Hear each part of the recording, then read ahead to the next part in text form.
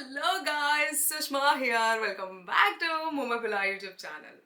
Cryptocurrency trading ఇండియాలో legal, cryptocurrency mining ఇండియాలో legal, cryptocurrency staking ఇండియాలో లీగల్.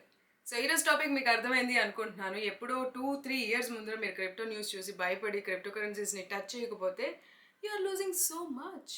సో క్రిప్టోకరెన్సీ రానున్నటువంటి 1-2 ఇయర్స్లో చాలా పెరుగుతుంది అన్న యాంటిసిపేషన్ ఎక్కువగా ఉంది. అసలు మన ఛానల్లో స్టేకింగ్ గురించి అసలు టచ్ చేసిందే లేదు. సో ఈ సందర్భంగా ఈ స్టేకింగ్ అనే కాన్సెప్ట్ అందరూ తెలుసుకోవడం అనేది ఇంపార్టెంట్ అనిపించింది. ఆల్సో స్టేకింగ్ పేరుతో చాలామంది చాలా మోసపోతున్నారు కూడా. అసలు ఈ కాన్సెప్ట్ తెలుసుకుంటే మీరు టచ్ చేయాలా వద్దా అన్నది అర్థమవుతుంది కాబట్టి so let's get into the topic.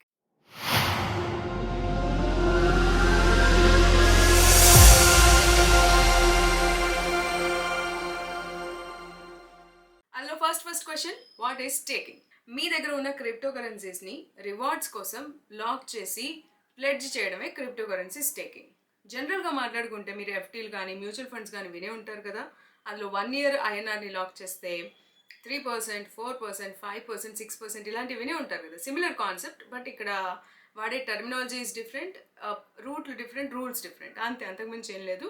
మీకైతే క్రిప్టోకరెన్సీస్ని లాక్ చేసినందుకు వచ్చే ఇంట్రెస్ట్ అని అర్థం చేసుకోండి, ఓకే. బట్ దీనిలో రకరకాల కాన్సెప్ట్స్ కూడా ఉన్నాయి. మనం ముందుకు వెళ్ళే కొద్దీ మీకు బాగా అర్థమవుతుంది. సో ఇప్పుడు అసలు ఎలాంటి క్రిప్టోకరెన్సీస్ని స్టేక్ చేయాలి అన్న దాని గురించి మాట్లాడుకుందాం. బ్లాక్ చైన్ లెవెల్లో POS, ప్రూఫ్ ఆఫ్ స్టేక్ అనే కాన్సెప్ట్ ఉంది. సో ఆ ప్రూఫ్ ఆఫ్ స్టేక్కి సంబంధించిన క్రిప్టోకరెన్సీస్ ఏవైతే ఉన్నాయో లైక్ ఎథేరియం, కార్డానో, సొలానా, వీటన్నిటిని మీరు స్టేక్ చేయొచ్చు. సో క్విక్గా ఇక్కడ మీకు ఒక క్వశ్చన్, మీకు తెలిసిన ప్రూఫ్ ఆఫ్ స్టేక్ కాయిన్స్ని స్టేక్ చేసుకునేవి కింద కమెంట్స్లో రాయండి. సో మీకు ఇక్కడ డౌట్ వచ్చి ఉండొచ్చు, why not bitcoin? It's largest cryptocurrency, also most popular, first ప్లేస్లో ఉంది కదా. సో బిట్ కాయిన్ అనేది ప్రూఫ్ ఆఫ్ స్టేక్తో కాదు, ప్రూఫ్ ఆఫ్ వర్క్తో రన్ అవుతుంది. సో ఇక్కడ మనం స్టేక్ చేయొచ్చు, బిట్ కాయిన్లో మనం మైన్ చేయొచ్చు. సో మైనింగ్ చేసినందుకు గాను అక్కడ బిట్ కాయిన్ రివార్డ్స్ అనేవి వస్తాయి. దానికోసం high computational powers, high setups, చెప్పాలి అంటే చాలా ఎక్కువ ఎలక్ట్రిసిటీ యూజ్ చేసుకొని మైన్ చేయడం అనేది జరుగుతుంది అనమాట.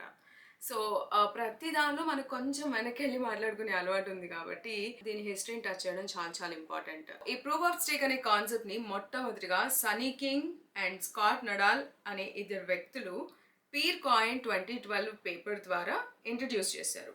సో వాళ్ళే first peer coin cryptocurrency project అంటే PPCని కూడా వాళ్ళే ప్రపోజ్ చేశారు. సో ఈ POSని అప్గ్రేడ్ చేస్తూ ఇంకొక కాన్సెప్ట్ కూడా వచ్చింది, DPoS, delegated proof of stake. So దీన్ని డానియల్ ఇంట్రడ్యూస్ చేశారు.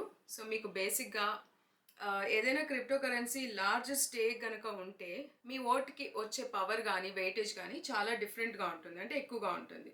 సో స్టేక్ హోల్డర్స్కి రెగ్యులర్గా రివార్డ్స్ ఇస్తూనే ఉంటుంది ఈ మోడల్. అయితే ఈ ప్రోటోకాల్ని యూజ్ చేసినటువంటి ఫస్ట్ నెట్వర్క్ ఏంటి అంటే BitShares. So okay, history అయిపోయింది కాబట్టి now will get back into staking rewards. ఎన్ని రకాల స్టేకింగ్ రివార్డ్స్ అనేవి ఉంటాయి? There are currently 2 types. ఒకటి staking rewards, 2 transaction fee. Staking రివార్డ్స్ని ఇన్ఫ్లేషనరీ రివార్డ్స్ అని కూడా అంటారు. ఈచ్ టైం ఒక బ్లాక్ని వ్యాలిడేట్ చేసినందుకు గాను స్టేకింగ్ రివార్డ్స్ అనేవి పుడతాయి, ఓకే.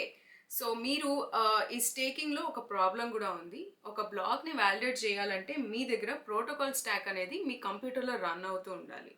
అప్పుడే మీరు ఆ బ్లాక్ని వ్యాలిడేట్ చేయగలరు, అది సక్సెస్ అయ్యే ఛాన్సెస్ ఉంటుంది. సో ఓకే, సక్సెస్ అయితే మనకి స్టేకింగ్ రివార్డ్స్ అనేవి జనరేట్ అవుతాయి. వాట్ ఇఫ్ మనం ఫెయిల్ అయితే ఆర్ ఎల్స్ మీరు అన్రెస్పాన్సివ్గా ఉండి డ్యూయల్ సైనింగ్ ఇట్లాంటి ప్రాబ్లమ్స్ వచ్చినప్పుడు మీరు పర్టికులర్గా వ్యాలిడేట్ చేస్తున్నటువంటి ఆ బ్లాక్ ఏదైతే ఉందో అది ఫెయిల్ అయిని చూపించినట్టయితే మీరు స్టేకింగ్ కోసం దాచిన క్రిప్టోకరెన్సీస్ సగం లేదా పూర్తిగా కోల్పోయే ఛాన్స్ ఉంటుంది. సో ప్రాబ్లం ఏంటో అర్థమైంది కదా. స్టేకింగ్ అనేది కొంచెం కంప్యూటర్ నాలెడ్జ్ ఉండాలి, ఆల్సో మీకు చెప్పాలి అంటే దీని మీద ఒక అవగాహనతో వెళ్ళాలి. Now let's talk about transaction fees. So ఈ స్టేకింగ్ బెనిఫిట్స్లో ట్రాన్సాక్షన్ని ఒక బ్లాక్కి యాడ్ చేసినందుకు గాను నోడ్కి మనం కట్టేటువంటి ఫీజ్ బేసిక్గా. సో ఈ ఫీజ్ అనేది ట్రాన్సాక్షన్ ఫీజ్ కింద అర్థం చేసుకోవాలి. అయితే మీరు నార్మల్ ప్రపంచంతో కంపేర్ చేస్తే బ్యాంక్స్ ఎలా రన్ అవుతాయి, దానికి ఒక సెంట్రల్ అథారిటీ ఉంటుంది లేదా బ్యాంక్ సర్వర్ అనేది ఒకటి ఉంటుంది. సో అప్పుడు దాని సంబంధించినవన్నీ ఆ సెంట్రల్ సర్వర్ ద్వారా ఒక ప్లేస్లో బందోబస్తు పెట్టి చేసేటువంటి పద్ధతి సెంట్రలైజ్డ్ సిస్టమ్స్. బట్ ఈ క్రిప్టో కరెన్సీస్ అన్ని డీసెంట్రలైజ్డ్ కాబట్టి వీటికి 1,00,000 కంప్యూటర్లు కావాలి, 1,00,000 ప్లేసులు కావాలి. సో అలాంటప్పుడు మనమే ఎవరైతే స్టేకింగ్ చేస్తున్నారో ప్రాపర్గా వాళ్ళే ఈ ఫ్రీ సర్వీస్ లాగా ఈ బ్లాక్ చైన్ని రన్ చేస్తూ ఉంటారు. మీరు స్టేకింగ్ గురించి, స్టేకింగ్ రివార్డ్స్ గురించి అర్థమైంది అనుకుంటున్నాను. అయితే ఇప్పుడు 2024లో స్టేక్ చేయగలిగినటువంటి టాప్ 10 క్రిప్టో కరెన్సీస్ లిస్ట్ గురించి ఇప్పుడు తెలుసుకుందాం. ఫస్ట్ వన్ వచ్చేసి ఇథేరియం. దీన్ని స్టేక్ చేయాలంటే మినిమం 32 ఇథేరియం కాయిన్స్, అంటే ₹1,00,00,000 విలువ చేసే ఇథేరియం కాయిన్స్ని మీరు లాక్ చేసి ఉంచినట్టయితే మీరు ఆ స్టేకింగ్ రివార్డ్స్ని పొందొచ్చు. రెండోది Cardano. Third Solana. Annual percentage yield వచ్చేసి 5.3%.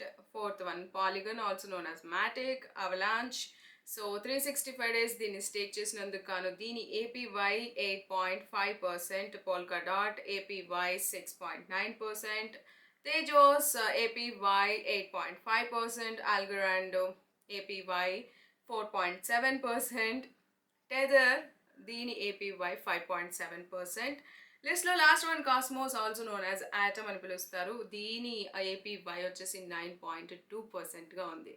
సో ఇప్పుడు నేను ఏదైతే పర్సంటేజ్ చెప్పానో అది ఒక్కొక్క వెబ్సైట్లో ఒక్కొక్కలాగా చూపిస్తూ ఉంటుంది. దాని లాకింగ్ పీరియడ్స్ డిఫరెంట్గా ఉంటాయి. This is not entirely same as it ఈస్గా ఉండొచ్చు, ఉండకపోవచ్చు అనమాట. But now we're going to check అసలు సెంట్రలైజ్డ్ ఆల్సో డీసెంట్రలైజ్డ్ ఎక్స్చేంజెస్ అయినటువంటి ట్రస్ట్ వాలెట్లో స్టేకింగ్ మీద ఉన్నటువంటి కాయిన్స్ గురించి తెలుసుకోవడానికి మనం ట్రై చేద్దాం. సో దానికోసం నేను నా మొబైల్లో ఉన్నటువంటి ట్రస్ట్ వాలెట్ అప్లికేషన్ని ఓపెన్ చేస్తున్నాను. సో మీరు కూడా మీ దగ్గర ఉన్న ట్రస్ట్ వాలెట్ అప్లికేషన్ని ఓపెన్ చేసి ఎర్న్ అని చెప్పి కింద ఒక బటన్ ఉంటుంది. ఎర్న్ బటన్ మీరు ఓపెన్ చేసినట్టయితే ట్రస్ట్ వాలెట్లో స్టేక్ చేసుకోగలిగినటువంటి కాయిన్స్ లిస్ట్ అంతా మీకు ఇక్కడ కనిపిస్తూ ఉంటుంది అనమాట. So these are the different coins. మనం అన్నాం ప్రూఫ్ ఆఫ్ స్టేక్కి సంబంధించిన కాయిన్స్ని స్టేక్ చేయొచ్చు అని చెప్పి. సో ఇక్కడ మీకు తెలుసుకోవాల్సిన ఇంకో కాన్సెప్ట్ ఉంది. అది నేను ఫర్దర్గా మీరు తెలుసుకుంటారు, నేను చెప్తాను. బట్ ఇక్కడే చెప్తే అర్థం కాదు కాబట్టి. సో ఇక్కడ చూస్తున్నారా, ఇక్కడ ఇచ్చిన కాయిన్స్ ఏవైతే ఉన్నాయో వాటన్నిటిలో ద టాప్ నాచ్ వచ్చేసి స్టార్ గేజ్. దీన్ని స్టేక్ చేసినందుకు దీని ఏపీఆర్ 21%. సో ఇలాంటి పర్సంటేజెస్ మనకి బ్యాంక్స్ కూడా ఇవ్వవు. కాకపోతే ఇందులో ప్రాబ్లమ్స్ కూడా ఉన్నాయి, తెలుసుకోండి. సో ప్రాబ్లమ్స్ గురించి చివరిలో చెప్తాను. So if you see interestingly stake your ETH with trust అని చెప్పి ఉంది కదా. సో స్టేక్ నౌ అన్న బటన్ని ప్రెస్ చేసినట్టయితే మీకు ఇక్కడ క్లియర్గా కనిపిస్తుంది. మినిమం అమౌంట్ వచ్చేసి 0.025 ఈటీహెచ్. అదేంటి 32 ఈటీహెచ్ని లాక్ చేయాలని చెప్పావు కదా, ట్రస్ట్ వాలెట్లో ఓన్లీ 0.02నే చూపిస్తుంది అని చెప్పి. సో ఈ కాన్సెప్ట్ని మనం అర్థం చేసుకోవాలి అంటే నేను ఇప్పుడు మిమ్మల్ని ఈథేరియం వెబ్సైట్కి తీసుకెళ్తాను. అక్కడ అసలు స్టేకింగ్ గురించి ఏం చెప్తున్నారు అన్నది తెలుసుకున్నట్టయితే మీకు అసలు ఎందుకు ఇంత తక్కువ అమౌంట్ అనేది కొన్ని వెబ్సైట్స్లో చూపిస్తుందని తెలుస్తుంది. సో దానికోసం మనం ఓపెన్ చేసాం ఇథేరియం వెబ్సైట్ని. ఇక్కడ ఈ వెబ్సైట్ ప్రకారంగా వాట్ ఈస్ స్టేకింగ్ అన్నది ఇంకొకసారి చూద్దాం. Staking is the act of depositing 32 ETH to activate validator software.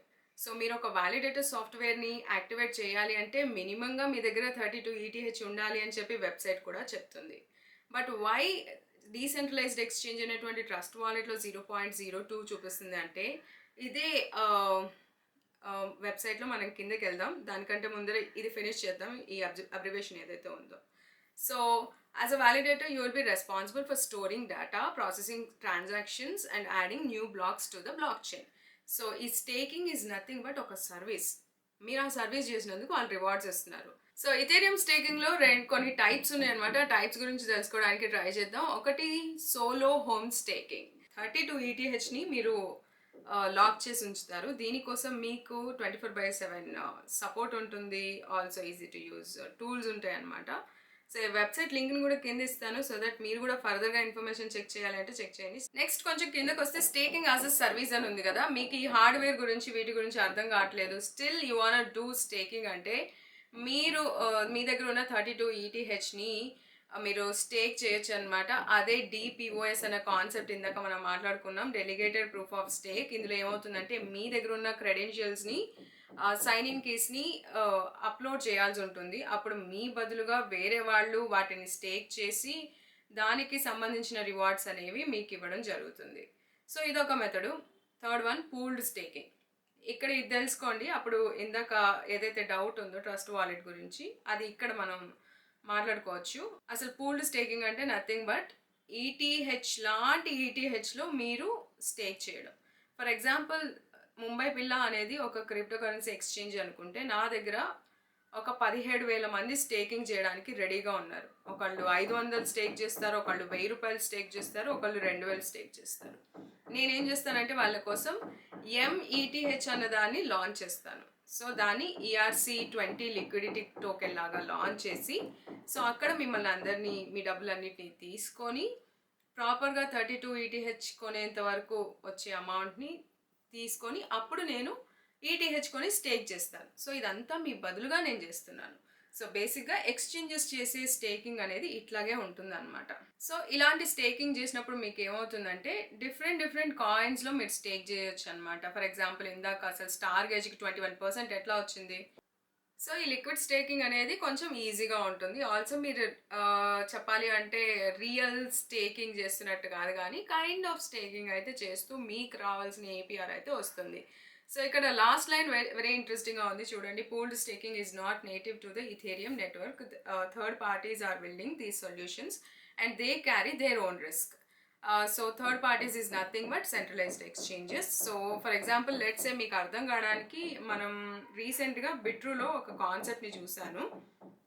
బిట్రూ అనే క్రిప్టో కరెన్సీ ఎక్స్చేంజ్. సో ఇందులో ఏంటి అంటే పవర్ పిగ్గీ అన్న కాన్సెప్ట్ ఉందన్నమాట. ఈ పవర్ పిగ్గీ ద్వారా మీరు డిఫరెంట్ కాయిన్స్లో స్టేక్ చేస్తారు.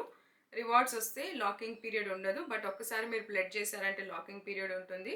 సో అలా లాకింగ్ పీరియడ్లో కనుక మీరు ఏదో అవసరం ఉండి తీసేయాలి కాయిన్స్ని అనుకున్నప్పుడు మీకు రివార్డ్స్ రావు, మీ కాయిన్స్ మాత్రం మీకు వెనక్కి వస్తాను. స్టేకింగ్ చేసేటప్పుడు వచ్చే రిస్క్లు ఏంటో తెలుసుకుందాం. First one market risk. మీరు ఒకవేళ ఒక కాయిన్ 1 lakh రూపీస్లో కొన్నట్టయితే అది సంవత్సరం అయిపోయిన తర్వాత ఏపీవై టైంలో 20,000కి పడిపోయింది అనుకున్నాం. ఇప్పుడు 1 lakh మీద ఇంట్రెస్ట్ రివార్డ్స్ వస్తాయా లేకపోతే 20,000 మీద వస్తాయంటే 20,000 మీద వస్తాయి.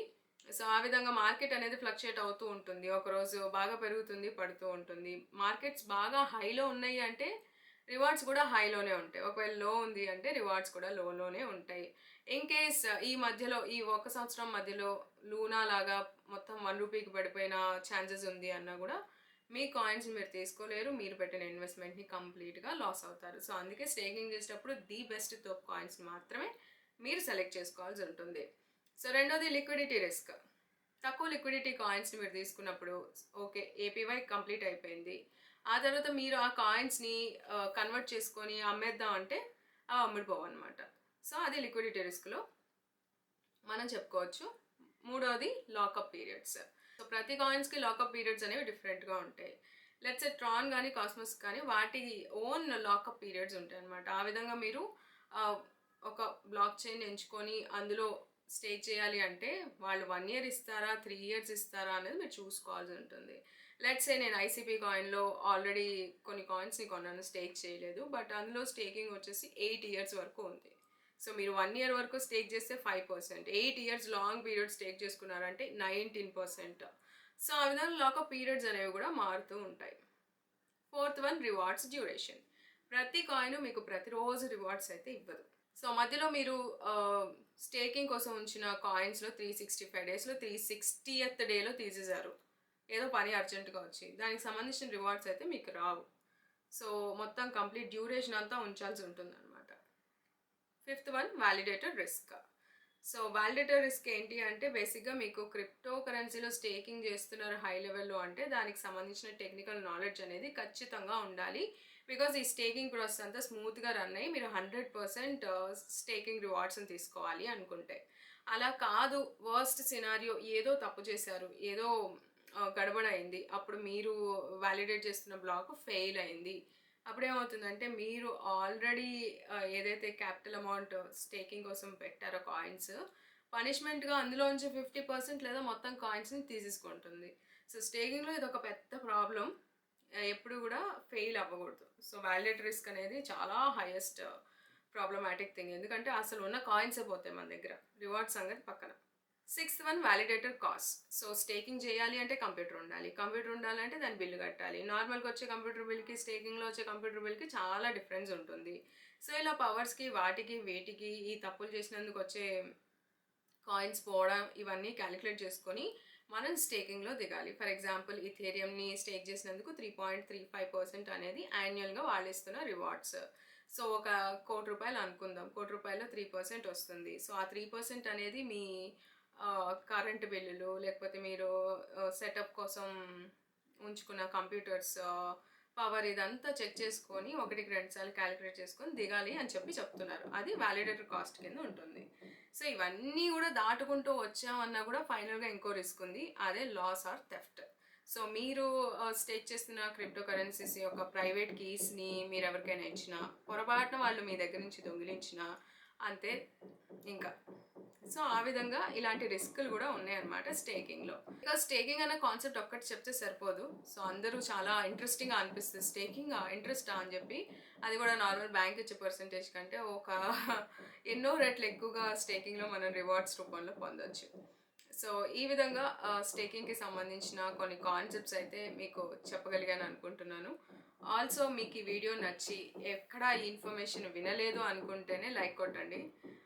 మా అపార్ట్మెంట్లో పని జరుగుతుంది, నా చెవులు దద్దరిల్లేలా చేస్తున్నారు. బట్ మీకు కెమెరాలో వచ్చుంటే ఆ నాయిస్, ఐమ్ సో సారీ వాళ్ళ తరపు నుంచి, ఎందుకంటే నేను చేయట్లేదు ఆ నాయిస్. సో ఈ వీడియోలో ఉన్న ఇన్ఫర్మేషన్ మీరు ఎక్కడ చూడకపోతే లైక్ కొట్టండి, చూసినట్టయితే లైక్ కొట్టకండి. Simple as it is. Last వీడియోలకి నేను అడిగినట్టుగానే మీరు 500+ లైక్లు ఇచ్చారు. ఆల్సో కొత్తగా మన ఛానల్కి ఒక 200 మంది కొత్త సబ్స్క్రైబర్స్ కూడా వచ్చారు. So welcome to the channel. Also మీరు నన్ను సపోర్ట్ చేయాలి అంటే దెర్ ఈస్ అనదర్ రూట్. రియల్గా సపోర్ట్ చేసి నిజంగా నాకు ఒక అర్థమయ్యేలాగా చెప్పాలి అనుకుంటే, so there is a join button మన ఛానల్ కింద. సో జాయిన్ అయితే మెంబర్షిప్స్ ఉంటాయి. If you want purchase that membership, అది ఛానల్కి ఉపయోగపడుతుంది అనమాట. So see you in the next video. Until then keep smiling and take care. This is Sushma signing off today. Bye bye.